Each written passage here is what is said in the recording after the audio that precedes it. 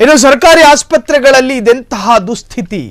ಹೊಸಪೇಟೆ ತಾಯಿ ಮತ್ತು ಮಕ್ಕಳ ಆಸ್ಪತ್ರೆಯಲ್ಲಿ ಕರೆಂಟ್ ಕಟ್ ಆಗಿದೆ.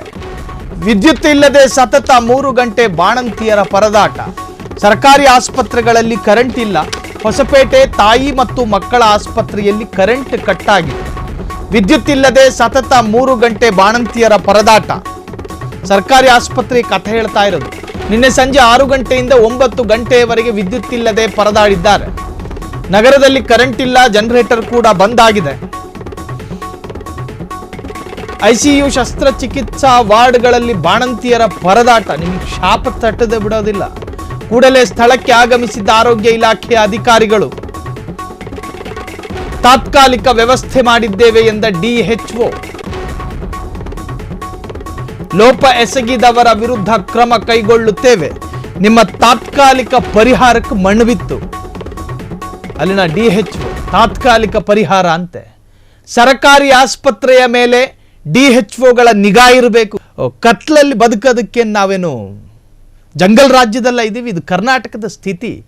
ನಾಚಿಕೆ ಆಗೋದಿಲ್ವಾ? ಕರ್ನಾಟಕದ ಆರೋಗ್ಯ ಇಲಾಖೆ ಮತ್ತೊಂದು ರಾಜ್ಯದ ಆರೋಗ್ಯ ಇಲಾಖೆಗೆ ಮಾದರಿಯಾಗಬೇಕು, ಮಾರಕ ಆಗಬಾರದು.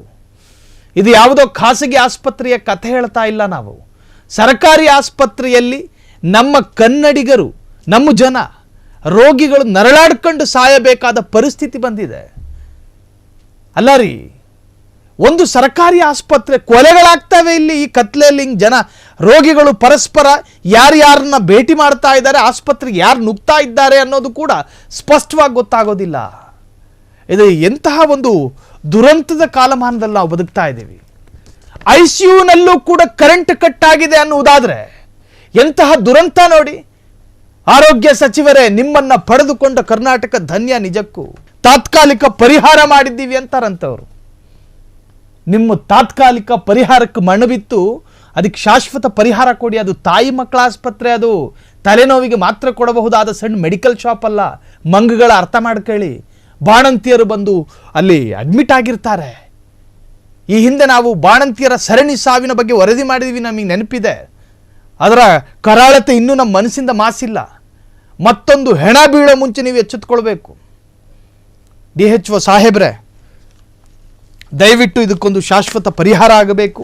ನಾವು ಜನಸಾಮಾನ್ಯರ ಶಕ್ತಿ ಅಂತ ಶೋಕಿಗಾಗಿ ಟ್ಯಾಗ್ಲೈನನ್ನು ಅಂಟಿಸ್ಕೊಂಡಿಲ್ಲ. ಜನರಿಗೇನಾದರೂ ಈ ತರಹದ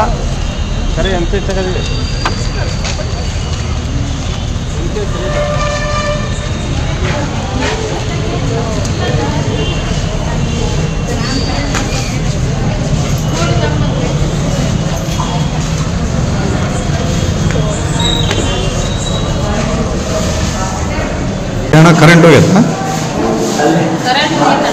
ಯಾವಾಗಿಂದ ಹೋಗ್ಯತ್ತಮ್ಮ? ಸಡನ್ ಆಗಿ ನಿಮಗೆ ಕೆಲವು ಮಳೆ ಮತ್ತು ಇದರಿಂದ ಸಡನ್ ಆಗಿ ವೋಲ್ಟೇಜ್ ಫ್ಲಕ್ಚುಯೇಷನ್ ಆಗಿ ಕರೆಂಟಿನ ದೋಷಗಳು ಕಂಡಿದೆ. ಜೊತೆಯಲ್ಲಿ ನಮ್ಮ ಜನರೇಟರ್ ಅಟ್ ಎ ಟೈಮ್ ಅದನ್ನು ಕೈ ಕೊಟ್ಟಿದೆ. ಹಾಗಾಗಿ ನಮಗೆ ಏನಾಯಿತು, ಒಂದೂವರೆ ತಾಸು 1.5 2 ತಾಸಲ್ಲಿ ಕರೆಂಟ್ ಹೋಗಿತ್ತು. ಇಮಿಡಿಯೇಟಾಗಿ ನಮ್ಮ KEB ಮತ್ತು ಎಲೆಕ್ಟ್ರಿಷಿಯನ್ ಕರೆಂಟ್ ಸರಿಪಡಿಸಿದೆ. ತಾಂತ್ರಿಕ ಏನು ದೋಷ ಇತ್ತು ಸರಿಪಡಿಸಲಿಕ್ಕೆ ಎಲ್ಲ ವ್ಯವಸ್ಥೆ ಮಾಡಿ ಮತ್ತು ಕರೆಂಟ್ ಬಂತು. ಅದಾದ ನಂತರ ಈಗೇನು ನಮಗೆ ಏನು ನಾವು ಕರೆಂಟು ಮತ್ತು ಜನರೇಟರ್ ಮೇಲೆ ಏನು ಅವಲಂಬನೆ ಇದ್ದೀವಿ, ಜೊತೆಗೆ UPS ಅಳವಡಿಸಲಿಕ್ಕೆ ಕೂಡ ನಮ್ಮ AMO ಆದೇಶ ಮಾಡಿದ್ವಿ. ಸೊ ಇವತ್ತು ಮಧ್ಯಾಹ್ನ ಒಳಗಡೆ ಅವು 3 UPS ಅಂದರೆ OT, ಎಸೆನ್ಸು ಮತ್ತು ವಾರ್ಡ್ಗಳಿಗೆ ಪ್ರತ್ಯೇಕ UPS ಅನ್ನು ಅಳವಡಿಸ್ಲಿಕ್ಕೆ ನಾನು ಅವರಿಗೆ ಆದೇಶ ಮಾಡಿದ್ದೀನಿ. ಅರೇಂಜ್ ಮಾಡ್ತಿದ್ದಾರೆ.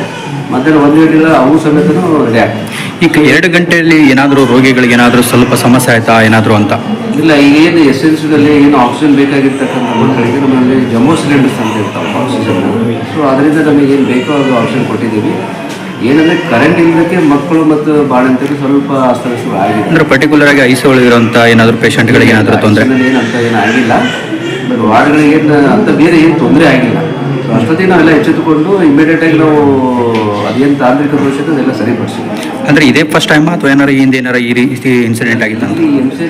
ಕ್ಷಣ ಕ್ಷಣದ ಸುದ್ದಿಗಳಿಗಾಗಿ ಫ್ರೀಡಂ ಟಿವಿ ಸಬ್ಸ್ಕ್ರೈಬ್ ಮಾಡಿ, ಲೈಕ್ ಮಾಡಿ ಹಾಗೂ ಫಾಲೋ ಮಾಡಿ. ಹೊಸ ಸುದ್ದಿಗಳ ನೋಟಿಫಿಕೇಶನ್ಗಾಗಿ ಬೆಲ್ ಐಕಾನ್ ಮೇಲೆ ಕ್ಲಿಕ್ ಮಾಡಿ.